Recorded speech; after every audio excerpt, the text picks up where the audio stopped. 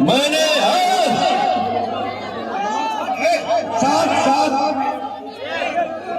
भाई की बात सुनिए, आप लोग क्या बोल रहे सुनिए पहले। मैंने जब पहली बार ट्वीट किया कि पवन अपने काराकाट से चुनाव लड़ेगा, मेरे ट्वीट के पहले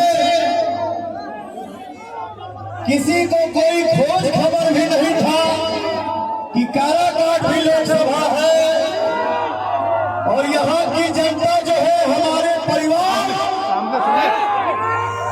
के दिल में कितना तकलीफ है, किसी को कोई खोज खबर नहीं था।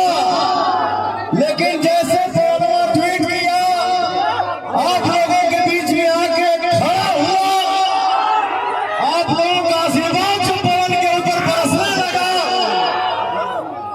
आज देखिए नतीजा ये है कि आज काराकाट लोकसभा के अंदर देश भर से हेलीकॉप्टर आके गिरे लगा। आज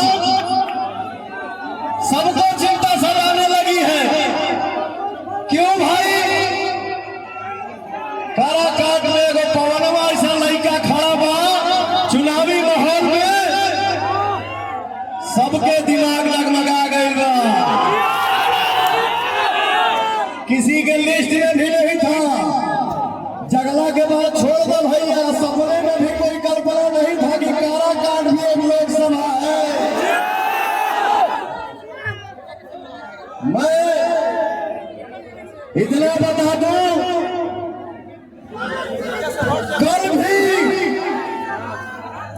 भी महाभारत में अभिमन्यु अकेला था।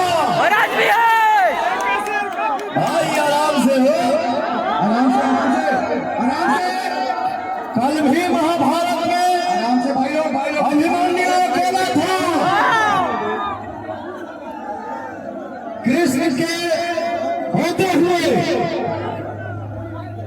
बाबू आराम से लोग आराम से शेर उतारा जाए, आराम से कोनो भगदड़ कोनो हड़बड़ी करने की जरूरत नहीं है। आराम से जी माता भाई लोग कुर्सी बैठाइए, कुर्सी पे माता भाई लोग कुर्सी बैठाइए, वहाँ पे कुर्सी दीजिए लोगों को।